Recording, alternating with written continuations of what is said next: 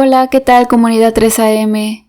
Antes de iniciar este relato, solo quiero comentarles que hasta ahora no he colaborado con ningún otro canal, y mucho menos me saldré de este donde se encuentra mi fiel y querida familia.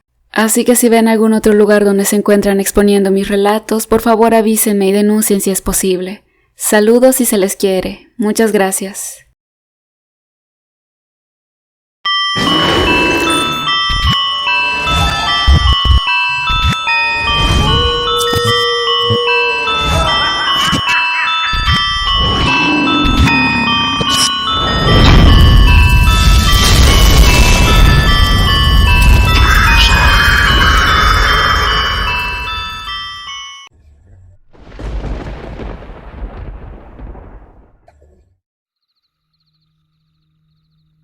Su padre se lo había dicho hasta el hartazo. No vaya sola de noche al bosque, María. Pero la inquieta muchachita jamás hacía caso. Esto enojaba demasiado a Enrique, pero mucho no podía hacer. Desde que Marisa había fallecido, ya nada era lo mismo en su familia. Todo comenzó una cálida tarde de primavera. María y su hermana Xiomara acababan de llegar a casa de sus abuelos. Pasarían todo el fin de semana con ellos. Las jovencitas estaban animadas. Desde que su madre había fallecido, prácticamente no habían tenido vida social. No hagan renegar a su abuela, niñas, ¿de acuerdo?, les decía su padre antes de retirarse. Luego se acerca a Fabiolo y le da un fuerte abrazo, mientras susurraba a su oído: «Papá, no dejes que se acerquen al bosque en la noche». El anciano, con cierta mueca de malestar, se apartó de su hijo y a viva voz exclamó: «¿Otra vez con esa idiotez? ¿Toda tu vida seguirás creyendo tus propias mentiras? Ya no eres aquel niño, madura de una buena vez, Enrique. Te escucho y sigo viendo al mismo viejo gruñón que poco le importó su hijo. Me duele el solo hecho de pensar que jamás me creíste», le manifestaba, mientras sus ojos se llenaban de lágrimas. «Estás demente. Dediqué mi vida a ti, a Pablito». «Cállate, no te atrevas a nombrarlo», interrumpe Enrique. «Cierra la boca, maleducado. ¿Quién te crees? Pablo era mi todo y por tu inoperancia él ya no está entre nosotros. Ahora vete de aquí. Me repugna verte, Enrique», sentenció su padre. «Yo no tuve la culpa, papá. El bosque lo arrastró. ¿Por qué no me crees?», clamó con desesperación. «Que te vayas. Siempre estuviste celoso de Pablito. Jamás lo quisiste. Sé que él arruinó tu vida como tú lo hiciste con la nuestra. Tal vez algún día averigüe qué fue lo que hiciste 27 años atrás. Ahora desaparece ya». Enrique, anímicamente destruido, subió a su vehículo y regresó a la ciudad, mientras que desde un ventanal las hermanas observaban la angustiante situación.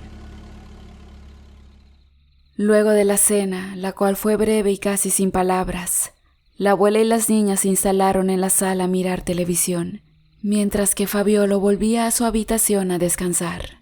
«¿No tienen sueño, mis chiquitas?», preguntó con dulzura la anciana.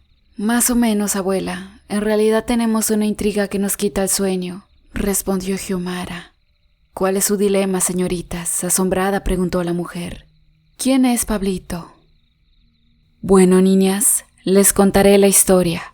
Creo que están grandes y pienso que podrán entenderlo. Enrique, cuando era niño, solía mencionar que al pasear por el bosque, jugaba con su amigo Pablito. Nosotros deducimos que al hablarnos sobre un amigo imaginario, era señal de que deseaba un hermanito. Después de varios intentos logramos quedarnos embarazados. A los meses el bebé nació y en honor a Enrique lo terminamos llamando Pablito, como su amigo imaginario. Los chicos crecieron felices. Tenían las tontas peleas de hermanos, pero nada fuera de lo normal. Una tarde estaba por tostar unos panes, cuando escuché a Enrique discutir en el ático.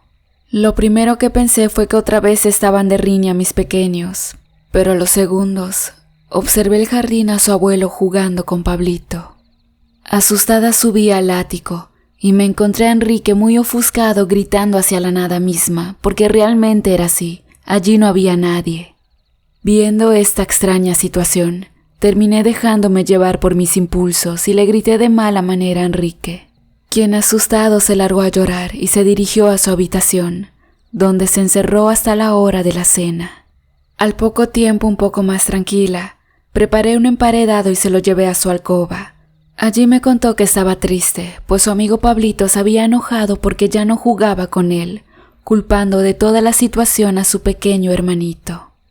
Cuando escuchaba sus palabras me sentí mal, pues su llanto no se debía por mi reto, era por temor a que le pasara algo a Pablito, y hasta el día de hoy recuerdo aquella noche como una de las peores. ¿Qué pasó, abuela?, preguntaron sus nietas. Esa velada quisiera borrarla de mi memoria. Alrededor de las 4 de la mañana, empezamos a escuchar el ladrido desenfrenado de Coco, nuestro ovejero alemán. Casi a la par de él, el griterío aterrador de Enrique, quien en pijama, descalzo y bastante sucio, venía corriendo por el sendero que unía la casa con el bosque. Estaba muy desalineado, no podía parar de llorar, ni siquiera lograba hablar de tanto rechinar sus dientes, hasta que al fin pudo formar una oración, la cual hasta el día de hoy retumba en mi mente. El bosque se lo llevó, la oscuridad se tragó a Pablito. Rápidamente subí las escaleras y encontré la cama de Pablo vacía. Lo buscamos toda la noche, pero no había un solo rastro de él. Realmente parecía que el maldito bosque nos había arrebatado a nuestro niño. ¿Pero qué sucedió con él?, preguntó María. Jamás lo volvimos a ver, nunca lo hallamos, salvo su cadenita de bautismo, la cual tenía Enrique en una de sus manos. Hasta hoy su abuelo lo sigue culpando, jamás le creyó. Enrique afirma que su amigo imaginario guió a Pablito hacia el interior del bosque. Cuando notó que la cama estaba vacía, corrió desesperado por el sendero hasta internarse en la maleza. Luego de deambular por unos minutos, fue testigo de cómo su hermanito era arrastrado por un aberrante ser que se ocultaba en las sombras del monte. ¿Y ustedes creyeron esa historia, abuela?, volvió a preguntar María. No lo sé. Solo quiero pensar que Pablito se perdió en el bosque, que no sufrió, y anhelo que hoy esté descansando en paz.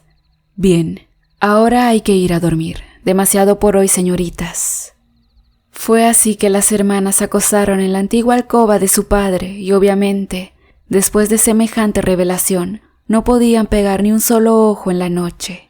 ¿Qué piensas, Gio? ¿Será verdad?, preguntó dubitativa María. No creo que la abuela nos mienta. ¿Pero por qué papá nos ocultaría todo esto? Es raro, respondió. ¿Viste cómo se puso cuando el abuelo nombró Pablito? Lo desconocía, se transformó.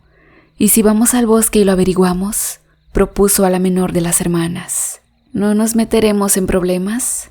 No seas cobarde, Gio. Aunque si no te animas, da igual, iré sola, no te preocupes, cuestionó María, obligando a su hermana en cierto punto a acompañarla. Las muchachas bajaron las escaleras con sigilo y escaparon por la puerta trasera.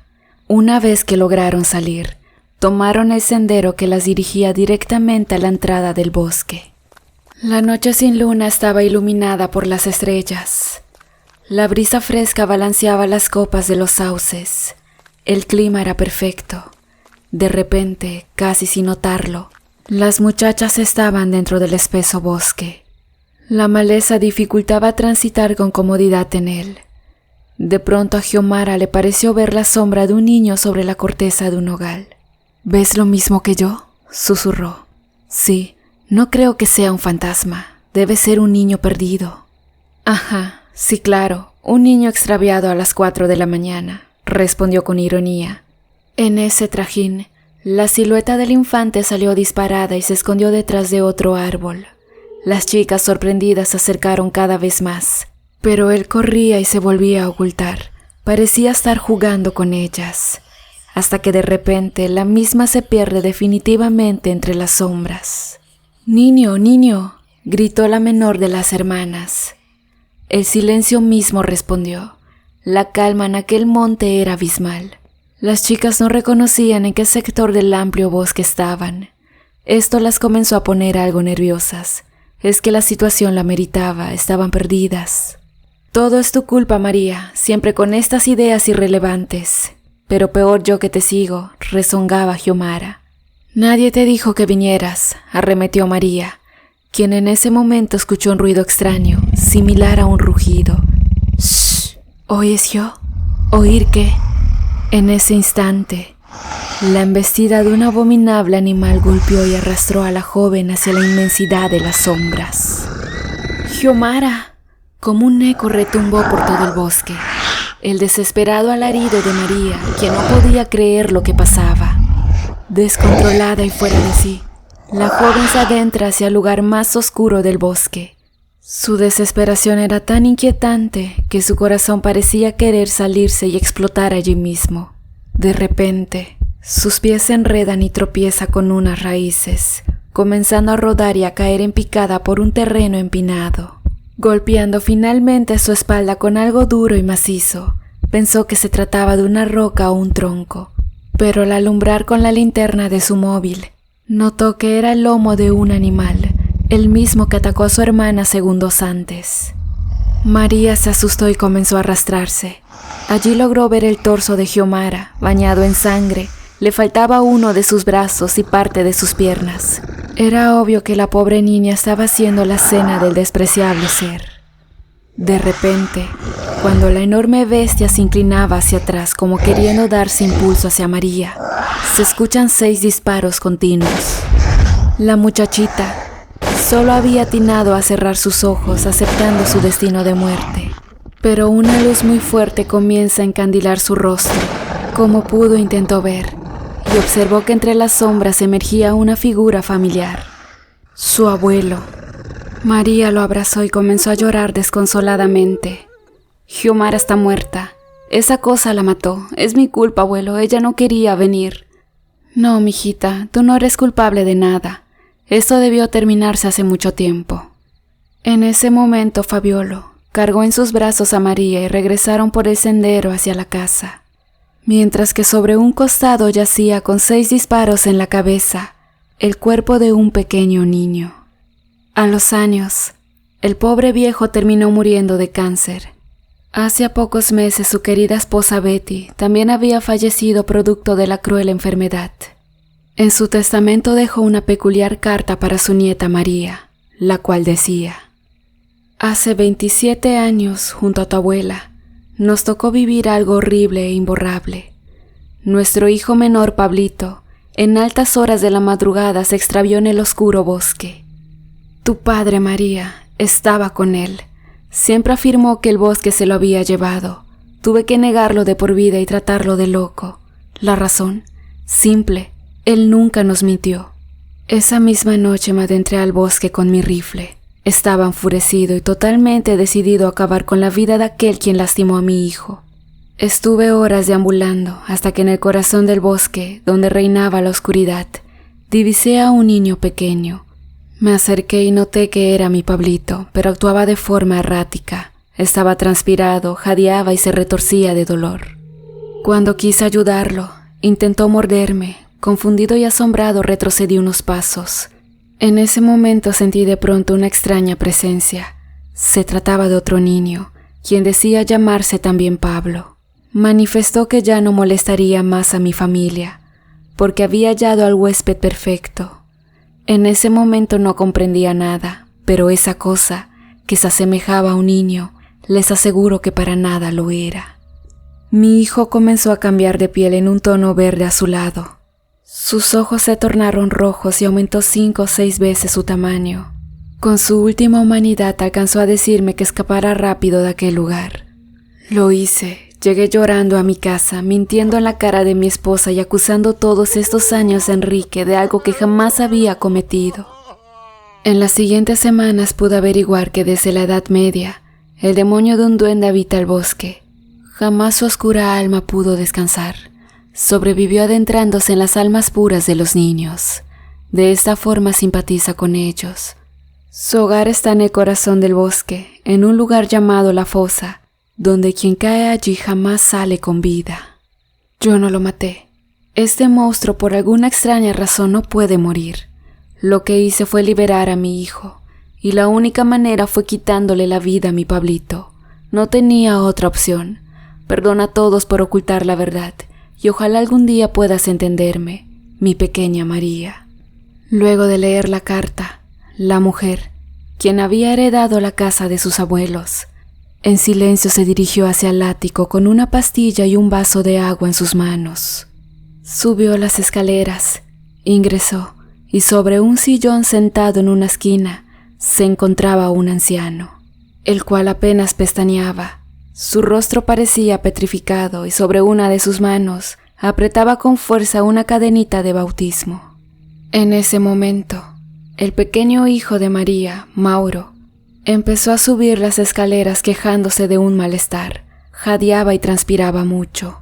De pronto, el niño cayó al piso y comenzó a retorcer todo su cuerpo de dolor. Su madre, desesperada, intentaba calmarlo, pero parecía ser en vano. No obstante, detrás suyo, el anciano comenzaba a reírse a carcajadas desde el sillón, mientras mirando hacia el techo, como un loco gritaba: «¿Ves? Papá ha regresado. El demonio ha regresado. Siempre tuve razón, siempre la tuve».